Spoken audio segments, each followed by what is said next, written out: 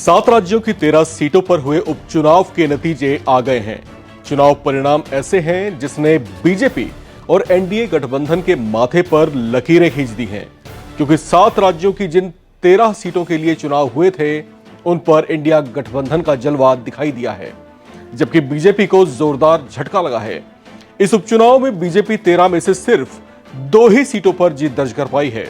वो 2 सीटें हैं हिमाचल प्रदेश की हमीरपुर सीट और मध्य प्रदेश की अमरवाड़ा विधानसभा सीट। बाकी 11 सीटों पर बीजेपी के कमल खिलने का अरमान पूरा नहीं हो सका। हालांकि बाकी 11 सीटों के चुनाव परिणाम भी अपने आप में बड़े ही दिलचस्प और हैरान करने वाले रहे। इंडिया गठबंधन ने टीएमसी शासित पश्चिम बंगाल की 4 सीटों पर जीत दर्ज की है।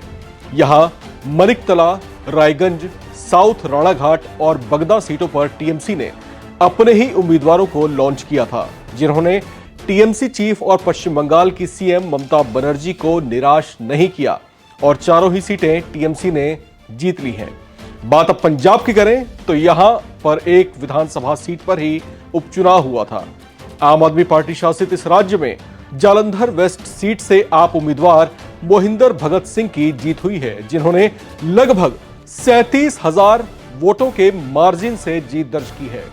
उत्तराखंड की बात करें तो यहां पर 2 सीटों के नतीजे भी बेहद रोमांचक रहे। बीजेपी शासित इस राज्य में बीजेपी बद्रीनाथ और मंगलौर सीट को नहीं बचा सकी और दोनों सीटों पर कांग्रेस उम्मीदवारों ने बाजी मार ली। हालांकि हार जीत का जो अंतर रहा वो बेहद कम रहा, लेकिन सेहरा कांग्रेस के माथे पर ही बंधा।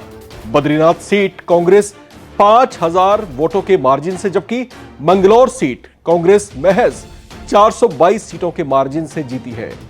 तमिलनाडु की बात करें तो यहां पर विक्रम मंडी सीट उपचुनाव हुआ था, जहां पर डीएमके का जलवा बरकरार रहा और उसने 57,000 वोट मार्जिन से चुनाव जीत लिया। बात अब बिहार राज्य की। यहां पर एक सीट रुपौली पर उपचुनाव हुआ था, लेकिन इसके नतीजे ऐसे रहे जिसने अलग ही रोमांच पैदा किया। इस सीट पर ना आरजेडी जीती और ना ही जेडीयू का तीर चल पाया, क्योंकि इस सीट पर निर्दलीय उम्मीदवार के तौर पर उतरे शंकर सिंह ने बाजी मार ली। उन्होंने 5 बार की विधायक बीमा भारती को करारी शिकस्त दी।